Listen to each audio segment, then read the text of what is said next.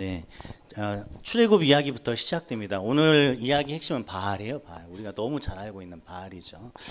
한 40년 동안 광야 생활했던 거 다 알고 계시죠?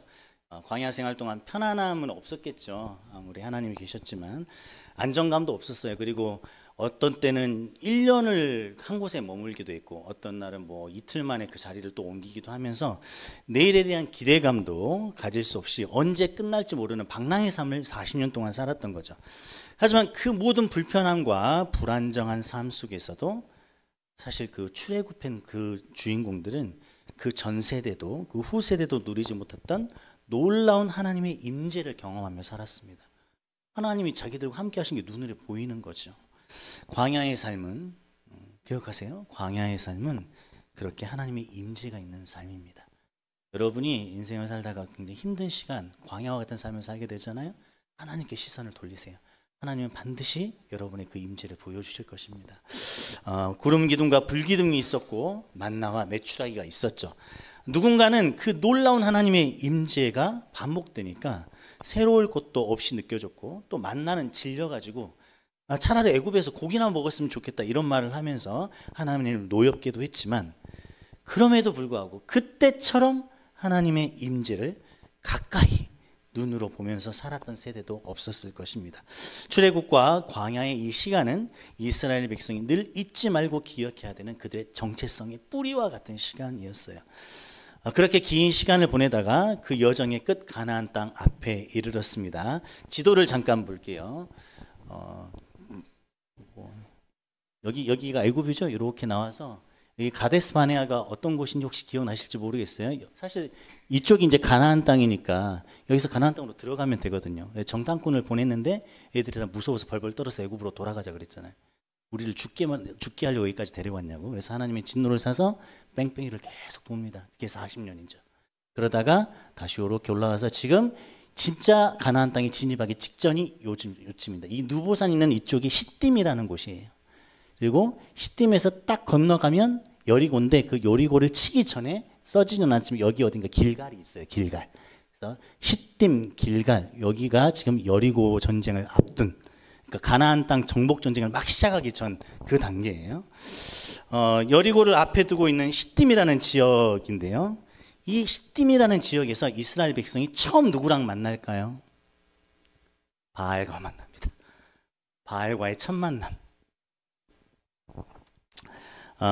이 요단강, 지도가 넘어가 버렸네. 아무튼 그 시딤이라는 이 지역이 그 아래쪽에 모압이라는 동네였거든요. 시딤 바로 아래쪽에 모압이 있었는데, 이 강을 딱 건너면 이제 여리고성이고 정복 전쟁이 시작되는데, 그 여리고로 들어가기 이전에 이제 시딤에 잠깐 머물러 있을 때 이제 모압 사람들과의 접촉점이 있었어요. 네, 저기 모압 보이시죠? 네네. 그리고 요때쯤에 무슨 일도 있었냐면 만나가 하늘에서 내려오는 게 멈췄습니다. 40년 동안 뭐 먹고 살았어요?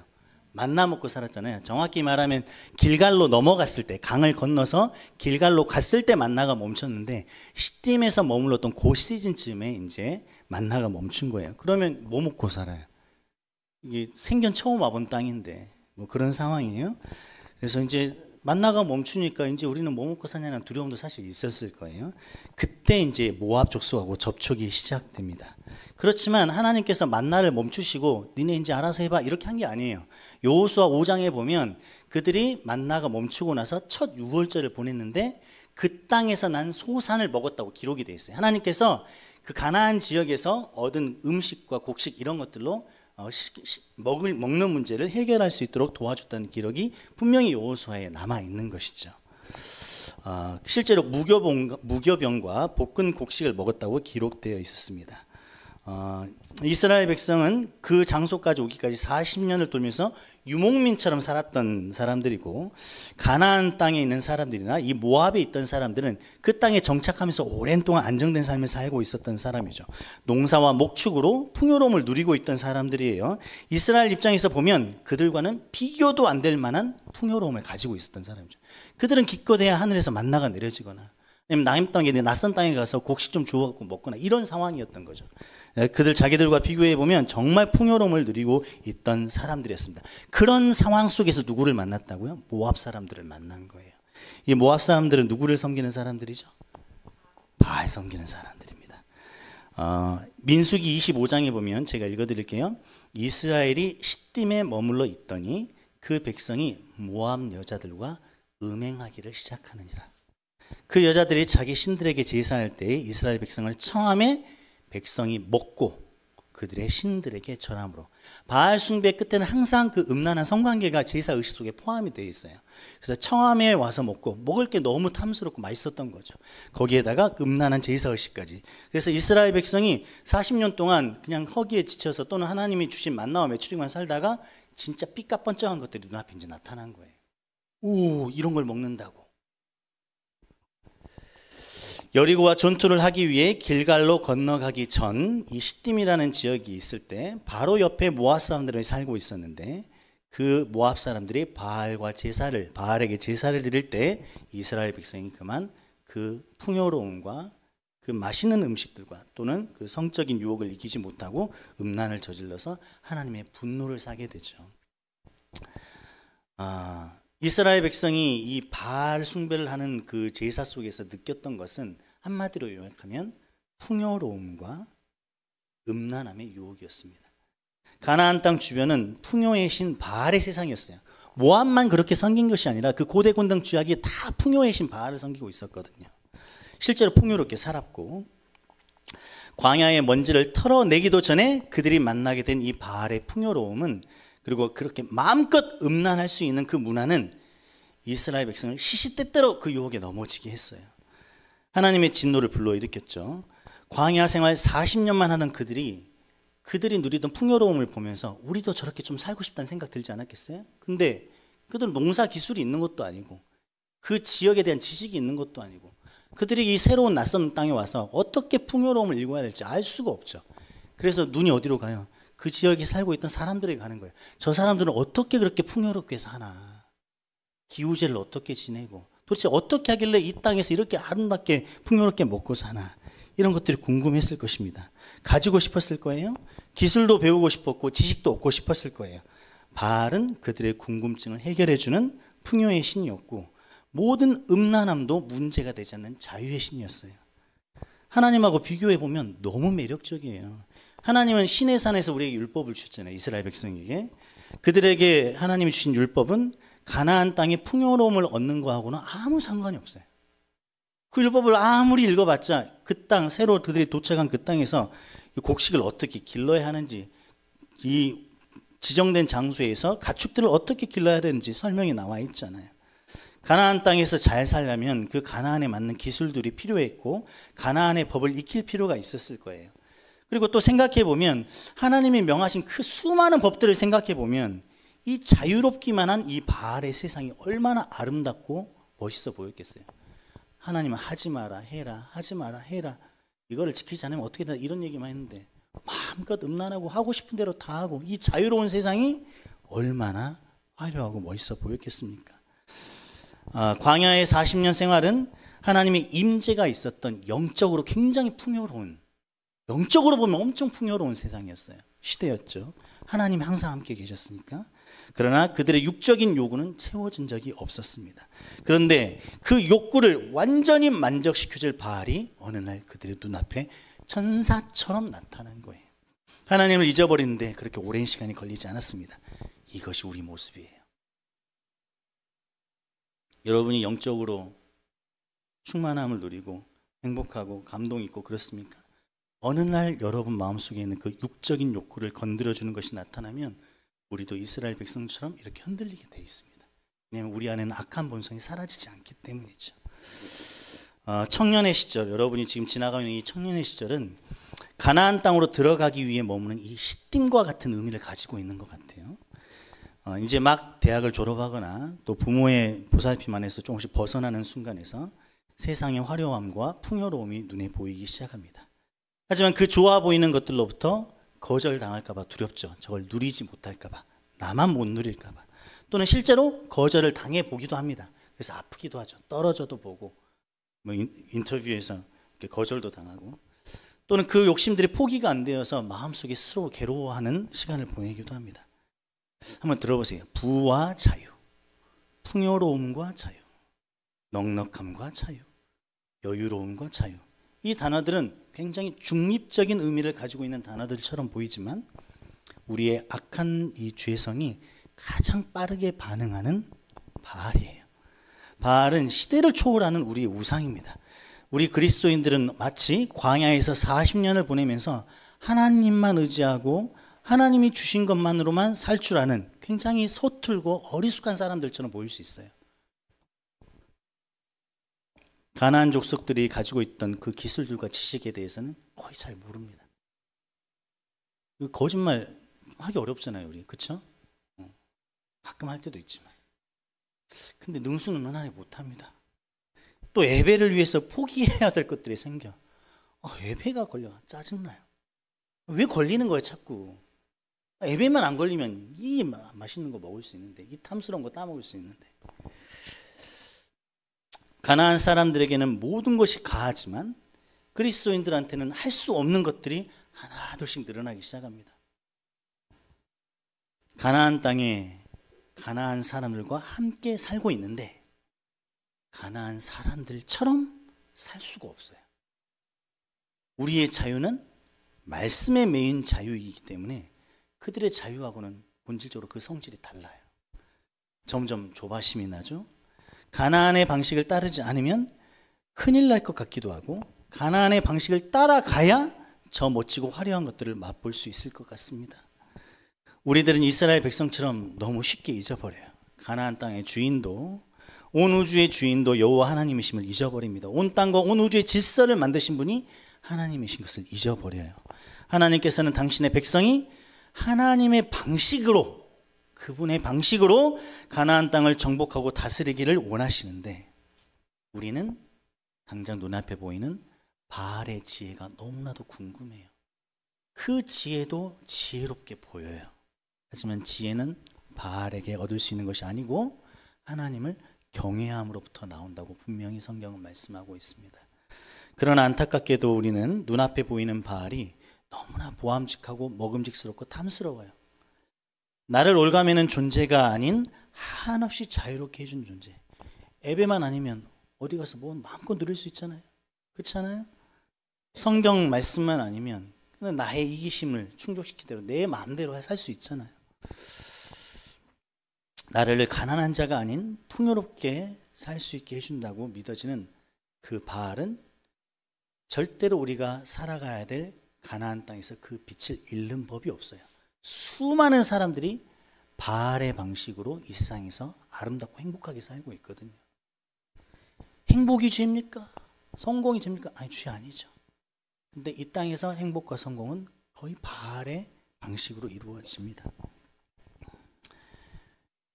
그러다 보니 예배의 형식은 붙들고 있지만 내 삶의 풍요와 내가 누릴 수 있는 자유를 위해서 우리는 아주 은밀하게 바알을 의지하기도 합니다. 여러분, 바알은 단순히 눈에 보이는 우상이 아니에요. 우리 안에 있는 탐심이고 내가 하나님이 되고자 하는 교만입니다. 내가 하나님이 되어 내가 판단하고 내가 결정하는 내 인생을 내가 다스리고 싶은 그 뿌리 깊은 죄성이 눈에 보이게 드러난 것이 바알이에요. 바알은 절대로 단순한 우상이 아닙니다. 빛나는 바알을 숭배하는 이스라엘 백성의 모습이 오늘 본문에도 나오죠. 출애굽 이후 많은 시간이 흘렀어요. 오늘은 많은 일들이 있었지만 이스라엘 백성의 삶에서 여전히 바알은 사라지지 않았어요. 여기 뭐 다윗 왕국도 지나가고 솔로몬 왕국도 지나가고 남북이 분열되고 몇 대 왕들이 지나가고 있는데도 여전히 바알이 있잖아요.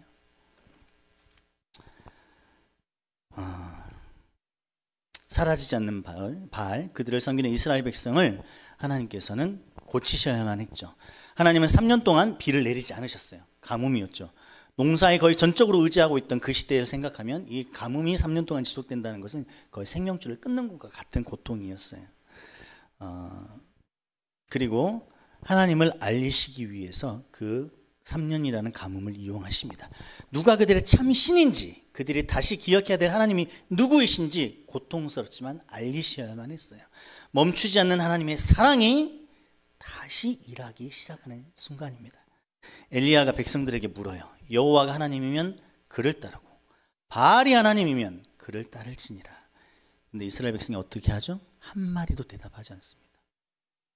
그들의 민족의 정체성, 그를 그곳까지 이끌었던 그 하나님에 대해서 아무 대답도 하지 않아요. 너무나 쉬운 대답일 수 있는데 대답하지 않습니다. 3년의 가뭄으로 너무나 괴롭던 그들에게는 바알인지 하나님인지 중요하지 않아요. 바알인지 여호와인지 중요하지 않습니다. 그들은 그들의 목마름을 해소해 줄 그가 그들의 하나님이었다고 생각했기 때문이에요.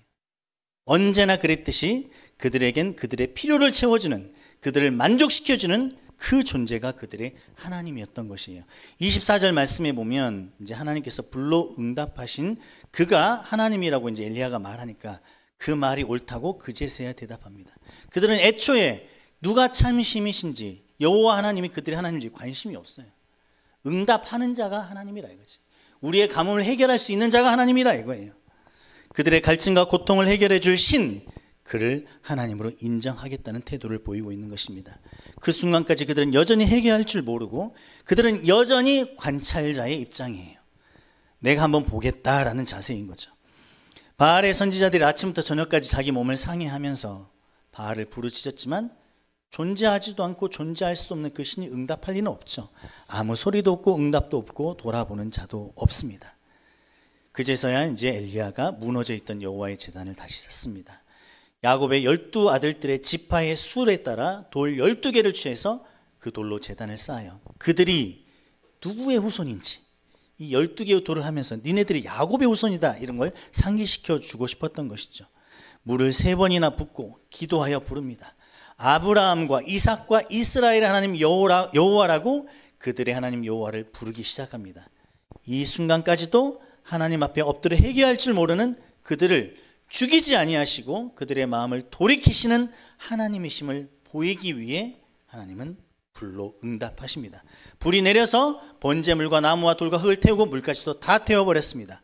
완악하고 회개할 줄 모르는 그들이 비로소 여호와 그는 하나님이시로다 라고 고백하며 엎드립니다.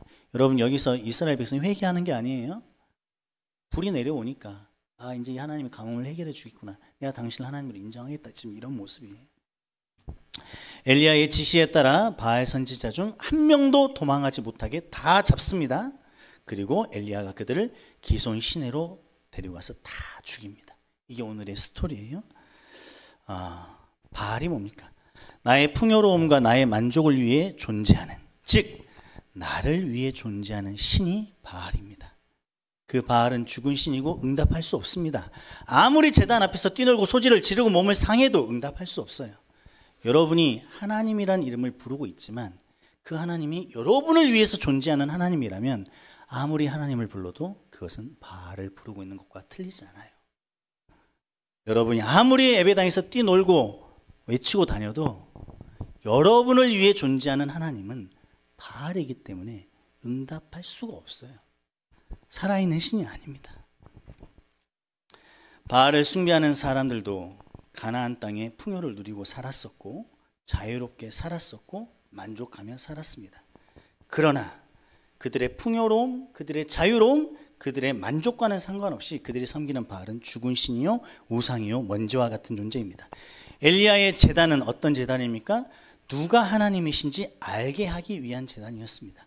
주 여호와가 하나님이심을 알게 하는 예배였습니다. 우리가 바알이 아닌 하나님을 부르짖는 제단을 쌓는다면, 나를 위해 존재하는 신을 위해서 쌓는 것이 아니라 진정 살아계신 하나님을 위한 그 단을 쌓는다면, 바알이 아닌 살아계신 하나님을 예배한다면 하나님께서는 그 제단, 그 예배를 통해서 당신을 우리에게 알려주실 것입니다.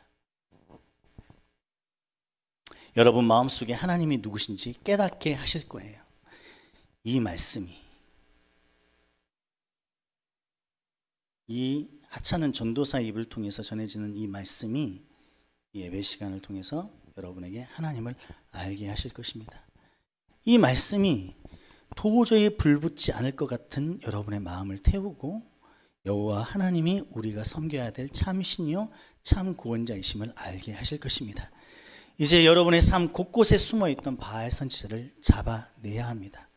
하나도 도망가지 못하게 해야 됩니다. 내 삶의 은밀한 곳에 숨어 끊임없이 바알을 섬기고 있는 그들을 죽여야 합니다. 세상이 좋아하는 대로, 세상이 계산하는 대로, 세상이 추구하는 대로 끊임없이 계산하고 탐닉하고 즐거워하고, 아니면 반대로 두려워하고 염려하고 조바심 내면서 바알 앞에 무릎 꿇고 있는 그 모든 것들을 잡아 죽여야 돼요.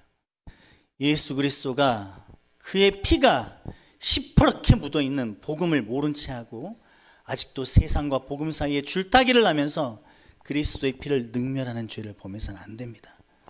여러분, 복음은 친절하지 않아요. 복음은 절대로 친절하지 않습니다.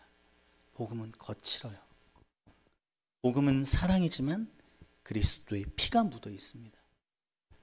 여러분의 인생을 요구하고 있고, 여러분의 삶을 요구하고 있고, 여러분의 가장 중요한 것들을 복음은 요구합니다. 복음은 마인드 컨트롤도 아니고 신경 안정제도 아니에요. 복음은 십자가 위에서 날 위해 피 흘리신 그리스도의 희생과 사랑입니다. 그 복음에 반응하여 십자가의 길을 걷는 사람들이 바로 우리들이에요. 여러분, 성경에서 만나는 바알들을 보면 바알을 섬기는 이스라엘 백성들은 좀 이해가 안 되잖아요. 이스라엘 백성이 왜 그렇게 멍청한 거야? 도대체 바알이 뭐 대단한 거라고? 내가 보면 딱 보면 분별하겠구만. 근데 아까도 말씀드렸지만 바알은 그 당시 이스라엘 사람들이 낯선 가나안 땅에서 풍요로움을 줄 것만 같은 유일한 신이었어요. 무엇을 먹고 살지 만나도 그쳤고, 이 낯선 땅에서 저 거대한 종족들과 싸워야 되고, 이곳에서 이제 털을 잡아야 되는데 도대체 뭘 어떻게 해야 될지 우왕좌왕할 때, 뭔가 안정감을 누리고 싶은데, 뭔가 풍요로움을 누리고 싶은데, 뭔가 자유롭게 살고 싶은데, 그 모든 것들을 먼저 이루고 누리고 살고 있는 사람들이 바알을 섬기는 사람들이었기 때문에, 나를 위해서 존재하는 신, 그 신을 섬기는 것은 바알을 섬기는 것과 똑같다는 것을 명심하셔야 됩니다. 여러분, 한국교회의 문제들 이야기 많이 하고 그리스도인이 그리스도인답지 않단 말을 수없이 많이 듣고 사는데, 그 중심의 핵심은 바로 그거예요. 하나님이 나를 위해 존재하는가? 내가 하나님을 위해 존재하는가? 이 자기 중심성. 교회에 대한 봉사도 마찬가지입니다. 내가 봉사하고 내가 섬기고 내가 헌신하고 그걸 결정하는데 하나님은 아무런 영향력을 끼치지 못해요. 그래서 내가 그만두고 내가 공동체를 떠나고 내가 홀로 사는데도 하나님은 아무런 영향을 끼치지 못합니다. 교회를 섬길 때도 내가 섬기는 거고, 교회를 떠날 때도 내가 떠나는 거고, 하나님을 사랑하는 것도 내가 하나님을 사랑하는 거고, 하나님을 떠나는 것도 내가 떠나는 거예요. 모든 삶의 중심에 나만 있는 거예요. 나만. 하나님에게 묻지 않습니다. 어차피 대답하지도 않을 하나님, 내가 결정하는 거예요. 그 대답을 기다리기 위해서 기도하며 싸우는 사람이 없어요. 인생의 주인공이 자기 자신인 것이죠. 그리스도가 우리를 위해서 죽으신 이유를 우리를 구원하기 위한 것이라고만 알고 계시면 안 됩니다. 고린도후서 5장 15절에 이런 말씀이 나와 있어요. 그가, 즉 그리스도가 모든 사람을 대신하여 죽으심은 살아있는 자들로 하여금 다시는 그들 자신을 위하여 살지 않고 오직 그들을 대신하여 죽었다가 다시 살아나신 그리스도를 위하여 살게 하려 함이라. 이게 그리스도가 죽으신 이유예요. 전에도 말씀드렸지만 뱀파이어 그리스도인 되면 안 됩니다. 그리스도의 피만 빨아먹고 천국에 가는 티켓만 끊어놓고 내 인생은 내 마음대로 살겠다. 우리의 삶은, 그리스도가 우리를 위해 죽으신 이유는 우리가 그리스도를 위하여 살게 하기 위함이라고 성경에 분명히 나와 있습니다. 내가 아닌 그리스도의 영화로움을 위해 사는 사람만이 참된 예배자고 바알이 아닌 살아계신 하나님을 예배하는 자인 것입니다. 여러분, 기도하지 않고 묻지 않고 사는 삶에 익숙해지지 않길 바랍니다. 내가 결정해서 봉사하고 내가 결정해서 헌신하고가 아니라 하나님이 무엇을 원하시는지 늘 궁금해하고, 하나님이 내가 알아먹게 답을 주시지 않아도 내가 그 하나님의 뜻을 헤아리려고 하는 마음을 가지고 있으면 하나님은 그것으로 기뻐하시는 거예요. 하나님의 뜻을 모르겠으면 지혜를 구하고, 그 뜻이 빨리 깨달아지지 않으면 기다릴 줄도 알고, 그래서 내 삶의 순간순간마다 내 스스로가 모든 것을 결정하는 내 선택의 고비마다 발이 세워진 것이 아니라 내 선택의 순간마다 하나님을 바라보는 내 모습이 있는 그런 우리가 되어야 할 것 같습니다. 이 시간 우리 같이 찬양을 하면서 한번 이 오늘 배운 말씀들을 가지고 고백했으면 좋겠습니다.